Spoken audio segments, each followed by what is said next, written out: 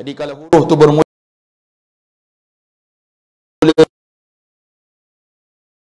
hadis akan bermula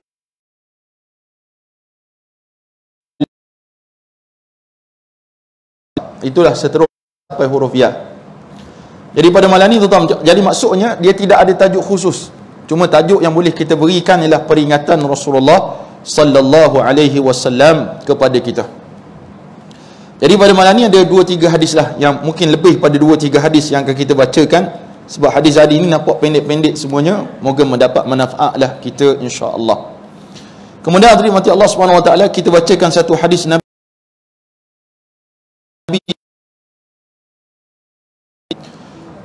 sallallahu alaihi wasallam menyatakan, isnani yakrahuhuma ibnu Adam, dua perkara yang sangat dibenci oleh anak Adam, yang tak disukai oleh anak Adam. Kata Nabi sallallahu alaihi wasallam, yakrahul mauta wal mautu khairul lahu minal fitnati.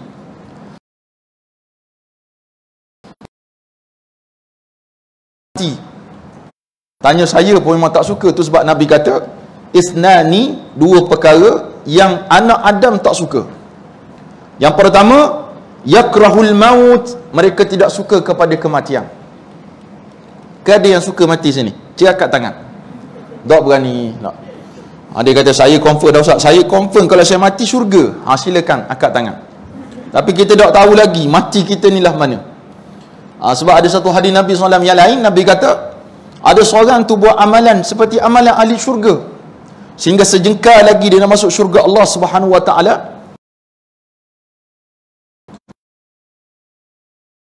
Twist hati dia, di akhir hayat dia melaksanakan amalan ahli neraka, masuk neraka. Amal ibadat dia buat banyak tu, tiba-tiba last kali Allah pilih pada khatam dia, penutup dia, sama ada ketaatan kepada Allah Subhanahu wa taala ataupun tidak. Sedangkan kata Nabi, wal mautu khairul lahu minal fitnati, sedangkan mati itu lebih baik baginya daripada fitnah, ujian-ujian yang Allah Subhanahu wa taala timpakan Allah Subhanahu wa taala. Fitnah sini maksudnya ujian Allah. Fitnah, fitan maknanya ujian daripada Allah Subhanahu wa taala yang Allah berikan kepada kita. Mampu ataupun tidak kita nak hadapi. Dalam hadis yang lain hadirin sekalian, Nabi sebut badiru bil amal. Nabi kata cepatlah buat amal, badiru, segeralah kalian buat amal. Fitanan, fitnah juga. Fitanan, Nabi kata fitanan, ujian ataupun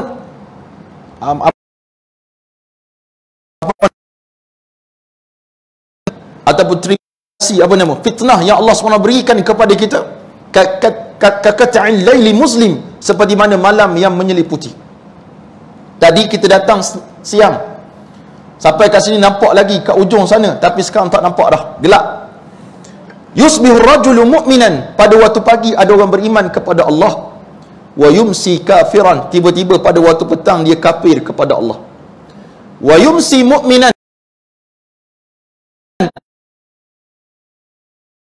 wa yusbi kafira, tiba pada waktu pagi dia kafir. Sebab apa? Yabi'u dinahu bi'aradin minad dunya, dia jual agama dia untuk sedikit mata benda dunia. Tuan-tuan sekalian, di luar sana nak mati husnul khatimah, nak jauh daripada su'ul khatimah, kita mengaji dan kita belajar. Sebab Nabi kata man yuridillahu bihi khairan yufaqihu fid din, siapa-siapa yang Allah nak kebaikan kepadanya, Allah fahamkan dia urusan agama. Dalam hadis yang lain, man yuridillahu bihi khairan, siapa-siapa yang Allah nak kebaikan kepadanya, Allah akan gunakan dia. Maka sahabat bertanya, ya Rasulullah, bagaimana? Maka jawab Nabi,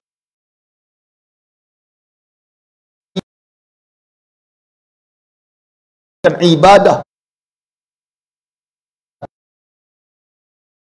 Luar sana ada orang maksiat kepada pula lepas ni. Tapi itulah tanda dia, disebut oleh para ulama. Nak tahu kita baik ataupun tidak, Allah sayang ataupun Allah benci, nombor satu, Allah permudahkan urusan kita melakukan ketaatan kepada Allah. Nak baca Quran, don't worry, be happy. Tak ada masalah. Buka Al-Quran, boleh baca. Tak. Nak sedekah, buka beg, sedekah. Nak senyum, senyum. Nak buat benda taat kepada Allah, mudah. Allah mudahkan semuanya. Tapi kalau nak tunjukkan kita ni Allah tak suka, dan kita ni tak berapa berat. Nak baca Quran berat, nak sedekah berat, nak mengaji berat, nak mari kuliah berat, nak solat berat, semua berat. Orang Terengganu kata berat nanang. Allah tak suka. Tak, Allah tak suka. Tapi kita yang rasa baiknya kan boleh Mika ni confirm dah Allah tak suka. Sebab awak pergi surau, Mika tak pergi. Jangan khabar gitu. Saya khabar ni umum supaya apa tuan-tuan, kita tak perlu rasa yang baik, kita rasa act pula. Tak. Itu antara fitnah kepada orang baik. Dia mari ke surau, dia sangka buruk pada orang tak mari surau. Itu kita pula masalah. Syaitan ni dia expert. Bidang apa yang kita mahir, maka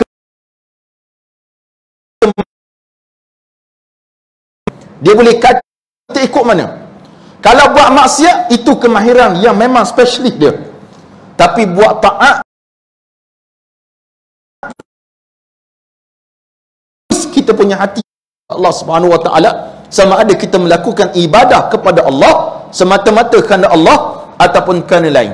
Dalam ibadat tu syaitan dia boleh twist lagi. Itulah kemahiran yang wujud kepada syaitan. Kan dia janji pada Allah, aku akan datang mengacau anak Adam daripada arah atas, arah bawah, depan, belakang, tepi. Mari ikut belakang. Mana boleh dia kacau kita? Sampailah kata ulama, kita nak mati pun syaitan datang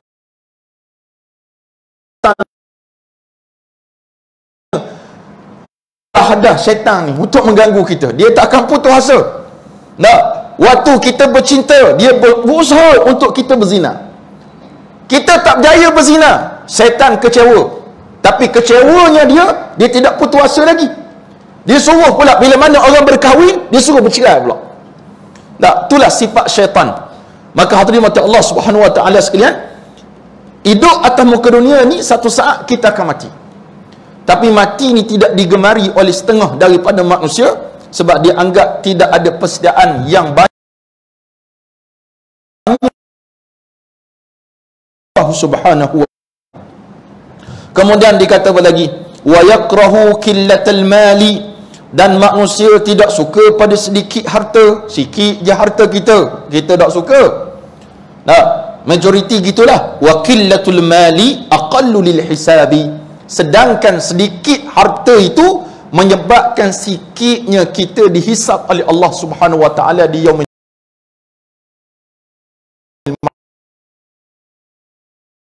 Sayyidina Abdurrahman ibn Auf radhiyallahu anhu wa ardah, 10 orang sahabat Nabi dijamin syurga, antaranya Abdurrahman, Sayyidina Abdurrahman bin Auf. Ni confirm syurga tuan-tuan sekalian. Nabi kata anna Abu Bakrin fil jannah wa Umar fil jannah wa Uthman fil jannah wa Ali fil jannah, dan salah seorangnya wa Abdurrahman fil jannah. Nabi sebut dia tak sebut wa Said Bakri fil jannah, tak ada. Kita tak ada confirmation daripada Rasulullah masuk syurga. Tetapi Allah bila Nabi sebut satu hadis bahawa dia ni akan masuk syurga dalam keadaan mengesok. Tahu mengesok? Ngesok. Orang Terengganu kata mengesok lah. Orang Perak panggil apa? Teresok-esok gitu, sama tu. Slowly je lah. Slow. Menyebabkan dia pendengar hadis ni, dia makin kuat sedekah.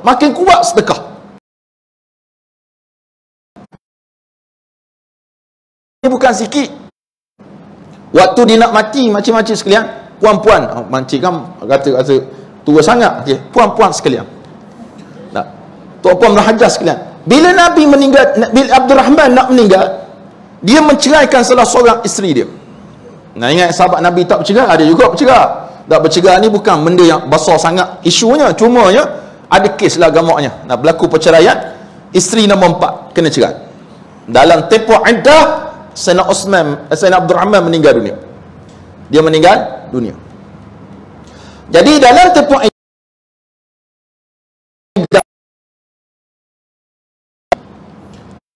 adapun iddah talak raj'i, talak yang boleh dirujuk tanpa akad yang baru, maka isteri tersebut layak menerima faraid. Layak menerima faraid kalau talak raj'i. Kalau talak bain, talak yang perlu akad, tak layak dapat. Kalau talak raj'i, itu masih isteri kamu lagi. Itu masih isteri kamu. Kalau suami kata nak rujuk, maka sah rujuk tersebut. Itu asas. Jadi ketika mana Sayyidina Abdul Rahman meninggal dunia, isteri dia tak menuntut harta, tak menuntut. Tetapi keluarga Sayyidina Abdul Rahman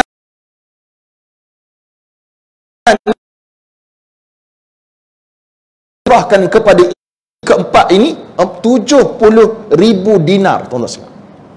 70,000 dinar. Satu dinar sekarang berapa? 1,000 lebih. 70,000 dinar cedara dengan 1,000 lebih tu. Berapa puluh juta dia dapat, tuan-tuan. Itu baru isteri nombor 4, belum nombor 1, nombor 2, nombor 3. Maksudnya kayanya dia, tapi kayanya Abdul Rahman tidaklah menyebabkan dia lupa kepada Allah Subhanahu wa taala. Kita baru kaya sikit lupa terus Allah. Masjid tak pergi, surau tak pergi, mengaji malah sibuk main golf. Asyik main golf. Mana Mika? Golf saja. Tak. Bahkan kata ulama, kita akan mati mengikut kegemaran. Favorite kita apa? Suka masak, mungkin mati tengah masak. Suka buat ketupat, jual Ramadan lagi, maka mati tengah buat ketupat. Mengaji malah, suka mengaji, insya-Allah mati tengah mengaji. Itu keadaan yang Allah Subhanahu wa taala berikan kepada kita masing-masing. Maka kata Nabi SAW, ramai orang juga yang tidak suka kepada sikitnya harta, sedangkan sikitnya harta itu menyebabkan sikitnya hisab Allah Subhanahu wa taala. Hadis ni kita ambil pengajaran belakalah, tuan-tuan mati Allah Subhanahu wa taala sekalian. Harta yang kita dapat ni, Nabi sebut, Allah akan tanya satu persatu. Min aina iktasabahu, daripada mana kamu dapat harta ni? Saya dapat pencen ya Allah. Betul pencen. Dulu bekerja sempurna. Masuk pukul 8, saya balik patut pukul 5, saya balik 5.40 ya Allah. 40 minit advance. Kemah kemih terbaik. Mika masuk pukul 8, saya masuk pukul 9. Saya suruh kawan saya punch card, dia best friend saya. Siap je tu, kena. Kita best friend tak kena tepat. Kalau kawan kita tak boleh masuk pukul 8, dia suruh kita, "Mat, tolong punch card saya." Kita kata, "Minta maaf lah, aku tak boleh subhat dengan perkara dosa. Kecuali darurah. Minta maaf sangat, isteri aku bersalin ni. Syekh Salim dapat cuti. Ataupun aku accident, ataupun aku ada masalah. Tolong minta telefon bos, sebab aku bukan bos. Bila aku kerjasama dengan kamu dengan perkara ni, haram." Allah akan tanya gaji kita. Yang kita dapat beribu-ribu, beribu riban ni, Allah Subhanahu wa taala katanya. Satu, daripada mana kamu dapat? Itu sebab hadirin sekalian, Allah bagi kekayaan kepada orang kaya atas muka dunia. Itu tak salah. Tak ada siapa yang kata kaya itu salah.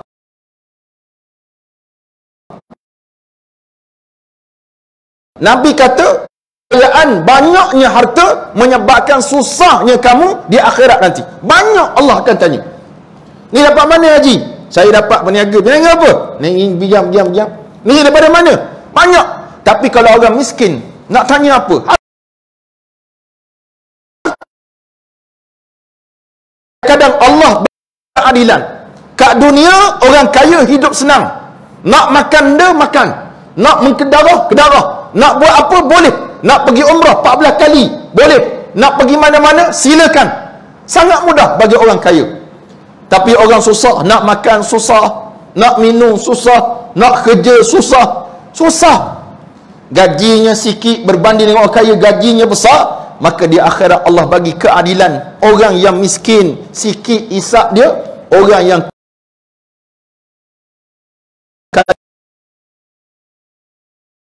itu sebab Sayyidina Rahman bin Auf mengatakan, maksud mengesok ni apa dia? Maksudnya banyaknya harta Abdul Rahman bin Auf sehingga terpaksa dihitung tu lama. Itu maksud dia. Begitulah kita rahmati Allah Subhanahu wa taala. Tetapi kalau kita rasa harta yang saya dapat ni ustaz, walaupun banyak, saya banyak infakkan pada jalan Allah, saya dapat daripada jalan yang halal, maka saya tak takut, ahlan wa sahlan wa jalan. Tak ada masalah.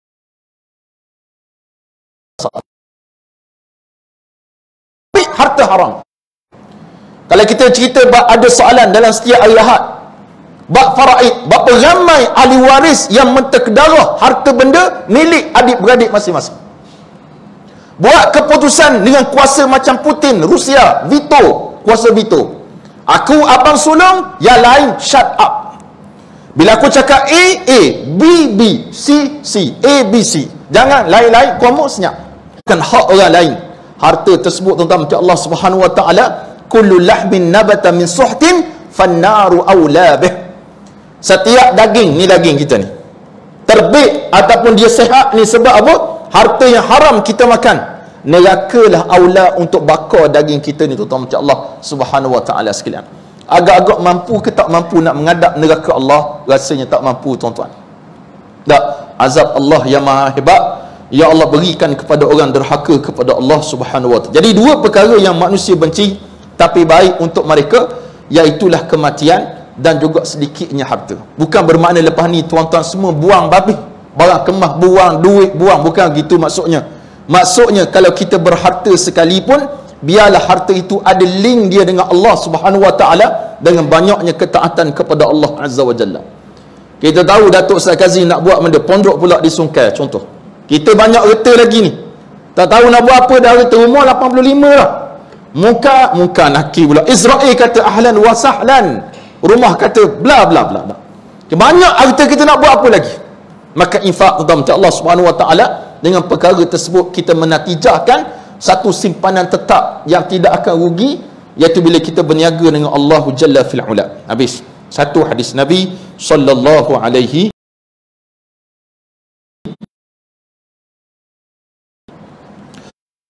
Kemudian dalam hadis yang lain riwayat dari Imam Tabrani, isnani yu'ajjiluha Allah fid dunya al-baghyu wa 'uququl walidaini, rawahu Tabrani. Isnani, dua perkara. Tadi dua perkara juga, ni dua perkara. Yu'ajjiluhum Allah, Allah Subhanahu wa taala akan mempercepatkan di dunia azabnya. Fid dunya, di dunia. Nombor satu, al-baghyu, dia zalim. Zalim ni lawannya adil. Dia berlawan dengan adil. Adil maksudnya wada'u syai' fi mawdi'ihi, letak satu benda pada tempat, itu adil. Zalim tak letak satu benda pada tempat dia, itu zalim.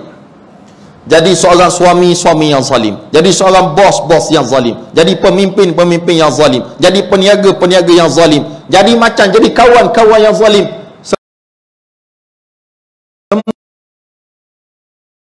Zalim ni tuan-tuan Subhanahu wa taala, Allah akan balas siksaan kepadanya di dunia lagi. Zaman dulu salafus salih ada seorang yang disebut sebagai Al-Hajjaj ibn Yusuf As-Saqafi. Al-Hajjaj bin Yusuf As-Saqafi ni tuan-tuan sekalian, antara sang penumpah darah ulama, dan juga dia pernah membunuh salah seorang sahabat Nabi yang bernama Abdullah ibn Umar.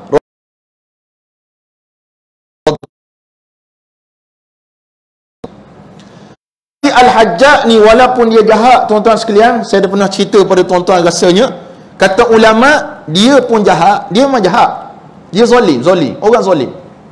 Ada kata sebab dia zalim sebab suasana politik waktu tu terpaksa jadi zalim. Tak, wallahu alam. Tak boleh nak bincang panjang bab Al-Hajjaj. Sebab apa? Dalam sisi lain dia ada baik. Dia membuka banyak kota-kota Islam. Banyak buka kota, banyak pula bunuh.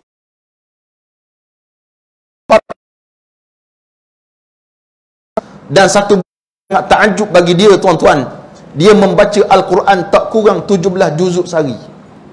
Kita zalim tak? Agak-agak cakap tangan, siapa ngaku dia zalim?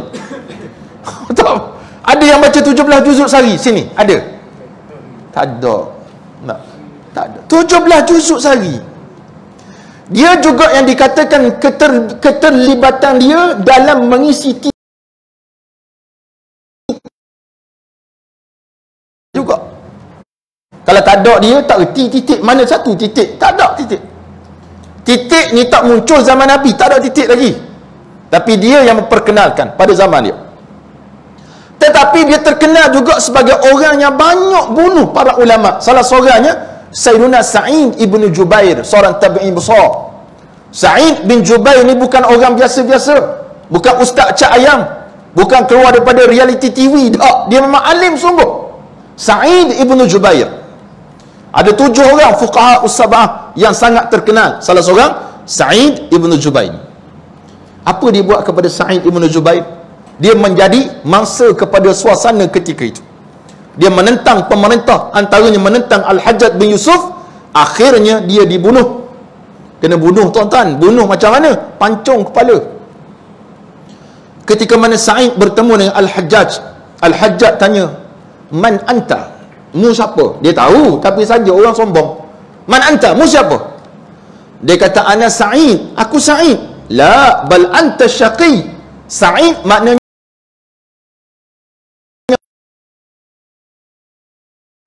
tak, syaqi, kamu adalah orang celaka, dia kata. Kamu adalah sang celaka. Dia saja buat gitu. Nah, sekali panjanglah kisahnya. Ketika mana Sa'id nak dibunuh, dia minta izin untuk salat 2 rakaat salat sunat. Dia salat tu laju, dia sembahyang. Menyebabkan Al-Hajjaj kata, "Alakah Sa'id, kenapa laju sangat? Mu takut ke? Kamu takut ke? Menyebabkan laju benar kamu sembahyang." Dia kata, "Tidak, wahai Hajjaj, aku sembahyang laju supaya aku tak nak kamu cakap nanti aku sengaja melewat-lewatkan sembahyang ataupun melambat-lambat sebab takut mati. Tapi aku tak takut kepada kematian." Mana laju sembahyang tu bermakna aku tak takut.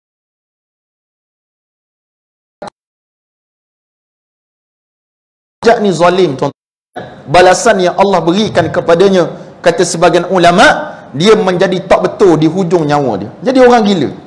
Jadi tak betul. Jadi jangan jadi orang zalim. Sebab orang yang dizalimi itu doa dia mustajab. Kita tipu orang, kita kencing orang, kita aniaya orang, kita sihir orang, macam-macam. Saya dapat soalan daripada hamba Allah semalam, telefon saya. Saya tak ada nak berbual panjang. Sebab panjang benar dia nak berbual dengan saya. Saya tak ada nak berbual. Kisah suami kena sihir. Dia pun kena sihir. Jadinya berpisah 2 orang. Dia kena sihir, suami dia pun kena sihir. Dua-dua berpisah. Maknanya makhluk orang zalim ni wujud lagi zaman teknologi canggih-manggih. Zaman TikTok ni pun orang boleh lagi menyihir orang. Nah, jadi hati-hatilah. Amalkan sedikit peninding yang boleh kita amalkan bersama. Antara salah satunya doa yang Nabi ajar kepada kita, Bismillahillazi la yadurru ma'asmihi syai'un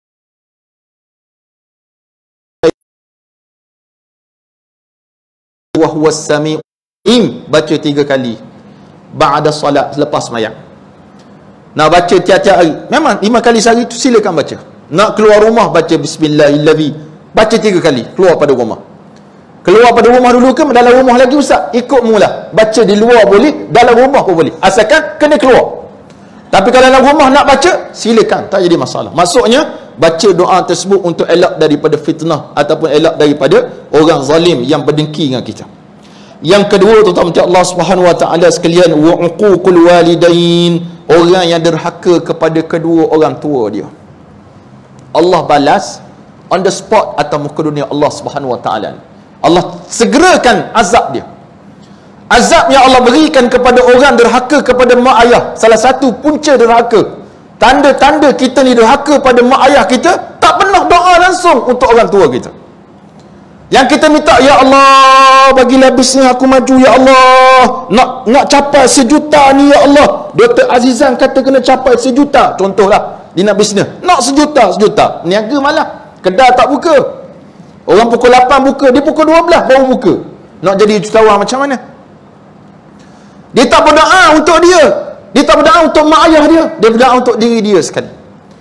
Kan Allah sebut dalam Quran, antara doa anak yang antara yang doa yang maksur, Rabbighfirli wa li walidayya warhamhuma kama rabbayani saghira.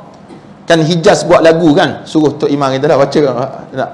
Masya-Allah, besar dah. Dulu belajar sini.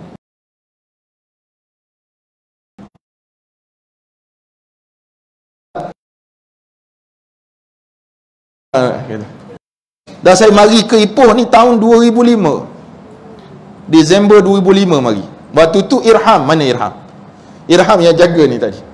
Irham ni saya mengajar daripada darjah 1 lagi dia. Darjah 1. Nak mana dia? Tak ada. Ajar satu.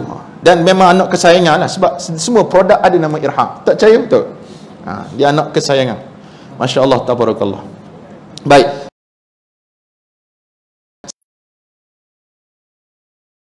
Rabbi wali walidayya warhamhuma kama rabbayani saghira. Nabi ada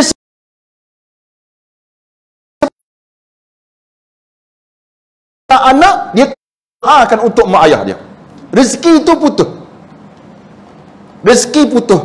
Bisnes tak maju, kerja tak jadi, kesihatan sangat teruk. Allah balas satu persatu. Bak kata orang Sungai Tapah, kalau kita derhaka pada orang tua kita, what you give, you get back. Orang Sungai Tapah kan begitu.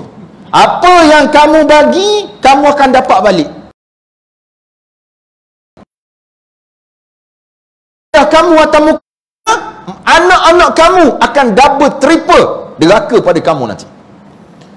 Ustaz Zul Ramli Aman Razali hafizahullah pernah ceritakan dalam Aikim, kisah seorang orang kaya ni, dia ada anak yang selalu tak dengar cakap dia.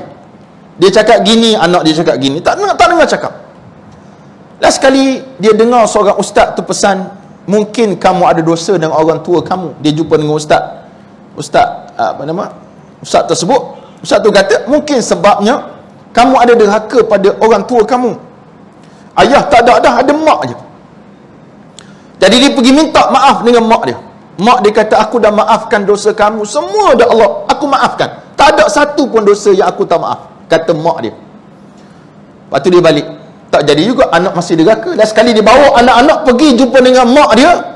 Anak-anak waktu tu dengan terpaksa ikut ayah. Anak dah besar, ada nak ngikut kita? Tak ada lah. Kecil-kecil tu bukan main. Macam anak saya nombor 5 tu, nangis saja, dia tarik baju, terlondes kain, tarik nak suruh ajak dia keluar. Tapi tengok bila dah besar, 3 kata 4, ajak keluar pergi, tak nak. Dia kata, tak apalah Abi, pergi lah, kami bagi can pada Abi dengan Umi berjalan. Pandai dia kata, mana tak nak. Jadi anak tu terpaksa ikut. Sampailah tuan-tuan macam Allah dekat rumah mak dia, anak dekat luar rumah. Tapi dia tengok cara ayah tu macam pelik kali ni. Ayah pergi bertemu lagi dengan mak. Dia kata, wahai mak, tolonglah khabar kat saya, apa dosa saya pada mak yang mungkin mak tak maafkan lagi. Dia kata, tak ada, semua tak ada. Sampai budak dia pegang lutut mak dia. Dia kata, tolonglah mak, ingat balik apa dosa yang pernah saya buat. Waktu tu mak teringat. Mak tu pun bukan teringat, mak tu simpan satu je benda yang dia terasa je tuan-tuan. Bukan anak tu cakap kasar benar, terasa sikit. Apa dia? Mak dia terbasuh seluar yang paling dia suka. Bila basuh mungkin berkeduk dan sebagainya. Dia kata kepada mak dia, orang tua apa istilahnya tuan, macam mana, bahasa satu bahasa yang sangat kasar lah.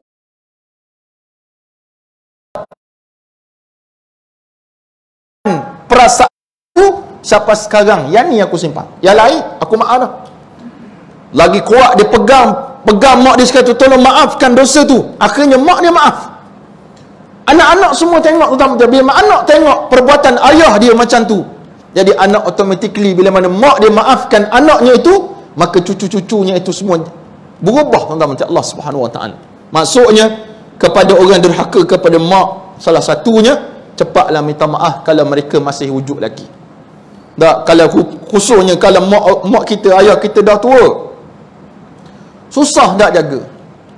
Maka susahlah tuan-tuan macam Allah. Kita kata susahlah, anak ramai, susah, saya sibuk bisnes, saya sibuk meeting, tak ada masa nak jaga papa mama. Campak mana? No, rumah orang tua-tua, dia kata.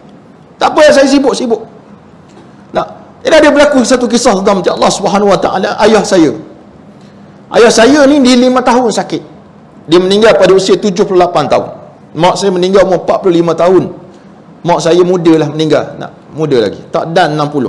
Tahun 1998. Jadi ayah saya meninggal tahun 2018. Umur 78. 5 tahun.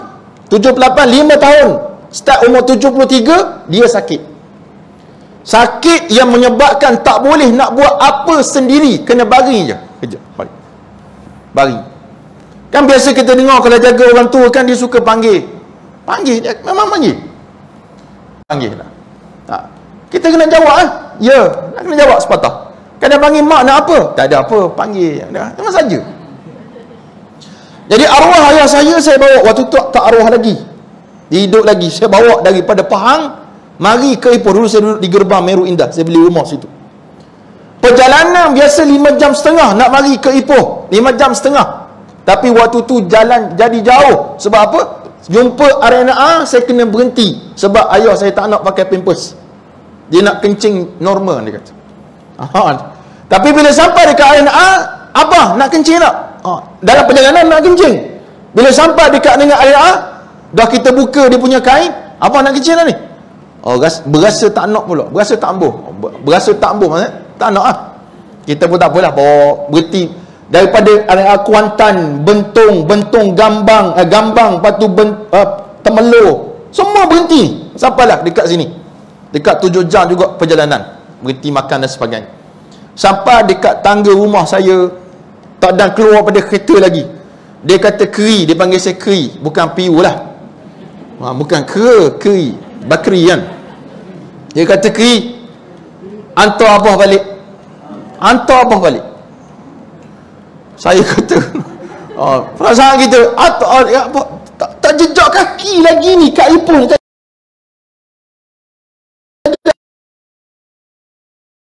Bawa 2-3 hari duduk, tak boleh hantar dah. Kalau mu malah hantar, tolonglah bawa aku kat Sembah, biar aku balik naik bas. Tengok, saya kata apa nak balik ni? Dia kata aku tak nak susahkan. Dia kata apa? Aku tak nak susahkan. Mungkin dia kenal kita macam Allah SWT, orang yang pongah. Orang nampak saya muka macam garang, tapi nampak garang. Jadi nanti macam Allah SWT, saya kata tak apa bah, keri dah sedia bilik dah, beli aircon khas untuk dia, kemas bilik dah untuk dia. Mari naiklah. Rumah saya bertingkat sikit kat situ, naik rumah. Jadi hari pertama tu macam Allah SWT sekalian, waktu tu malam, kita bangun nak kejut dia subuh. Pagi esok subuh bangun le bilik, bau busuk. Mana ayah saya dah berak, dia berak, tapi waktu tu pakai pampers lah, cuma pampers tu tembus. Jadi saya tu macam Allah SWT, saya kata saya pergi ambil plastik hitam tu, saya buat lubang dua, saya sarung dia, saya akak dia masuk tandas. Waktu nak buka pampers, nak muntah. Saya nak muntah. Saya tahan. Kali sekali kedua memang muntah sungguh. Saya tengok wajah ayah saya waktu tu macam Allah SWT, dia menunduk malu. Dan saya rasa waktu saya lah paling derhaka tu macam Allah SWT. Ketika tu saya rasa saya lah manusia paling derhaka waktu tu.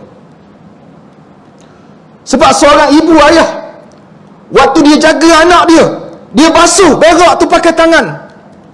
Tak pernah sekali mak ayah kata busuk, najis anak aku. Tapi kita sebagai orang tuan-tuan macam Allah SWT, bila kita dah besar, ayah kita berak, kita kata gitu. Sampai dia kata pada saya, aku khabar dah, aku tak ambil susah kamu. Jadi waktu tu hadirin macam Allah SWT, kita rasa apa perasaan waktu tu? Tak. Sampai kata minta maaf lah abah, minta maaf abah, minta maaf, banyak kali minta maaf. Sebab apa? Kita rasa macam Allah SWT, terasa betul aku tak mampu nak jaga seorang ayah. Jadi hadirin macam Allah SWT, keadaan itu berlaku. Itu sebab ada setengah orang berdoa dengan satu doa. Dia kata, ya Allah, panjangkan usia aku. Kalau kamu nak matikan aku, jangan susahkan anak-anak aku. Sebab tu doa dia, supaya tak nak susah. Tujuannya apa? Dia tanya, kenapa doa macam tu? Aku tak nak anak-anak aku jadi derhaka macam Allah SWT. Sebab waktu Allah uji orang tua kita, bukan dia uji dia uji anak-anak dia. Kamu sanggup tak jaga orang tua kamu, ataupun kamu nak biar macam tu saja? Dan berapa ramai anak-anak sanggup memasukkan wang tiap-tiap bulan, tapi nak jaga mereka tak mampu. Tak tahu macam Allah, kebanggaan apa yang kita nak bila pada dua wali Allah yang sangat mustajab doa mereka, mak ayah kita. Bila mana mereka tak ada, habislah doa daripada mereka yang sangat mustajab kepada kita. Justru itu hadirin mata Allah Subhanahu wa taala, Nabi kita Muhammad sallallahu alaihi wasallam menyatakan, antara dosa yang Allah balas on the spot atas muka dunia, dosa kita derhaka pada mak ayah kita. Itu sebab kalau ada mak ayah lagi, jaga molek-molek. Tengok perasaan, tanya, telefon. Kawan saya ada seorang, masya-Allah, tabarakallah tuan sekalian. Dia buat apa saja mesti ditelefon mak ayah dia. mesti dia telefon saya, sampai saya rasa cemburu sungguh dengan dia.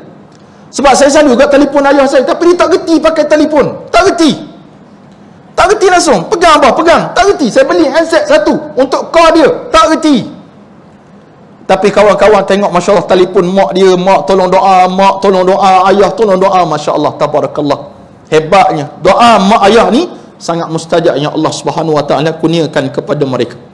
Akhir sekali hadirin mati Allah Subhanahu wa taala sekalian, doa antara Nabi sallallahu alaihi wasallam sebut lagi yang terakhir, ij'alu min salatikum fi buyutikum wa la tattakhidhu.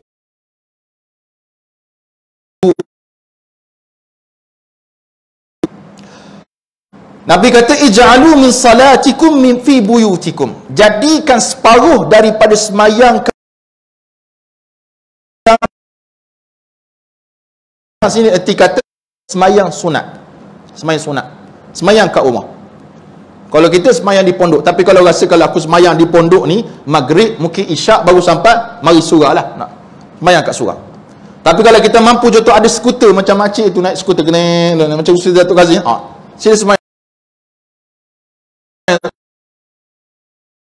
Kita dah biasa semayang contohnya duha dekat rumah, solat tasyrik syuruk kita semayang kat rumah contohnya, maka tuan tafadhal silakan. Tapi Nabi kata ij'alu min salatikum fi buyutikum, jadikan separuh daripada semayang kamu itu dalam rumah kamu masing-masing, itu semayang sunat.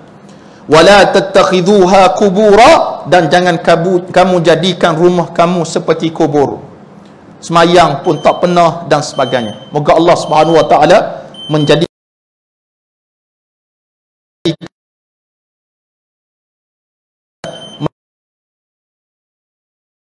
alaihi wasallam fayattabi'una ahsanah, dan mengikuti segala kebaikan-kebaikan yang wujudnya insya-Allah. Jadi itulah sekadar yang dapat saya sampaikan kepada tuan-tuan pada malam ini. Terima kasih kepada semua yang mendengar. Assalamualaikum warahmatullahi wabarakatuh.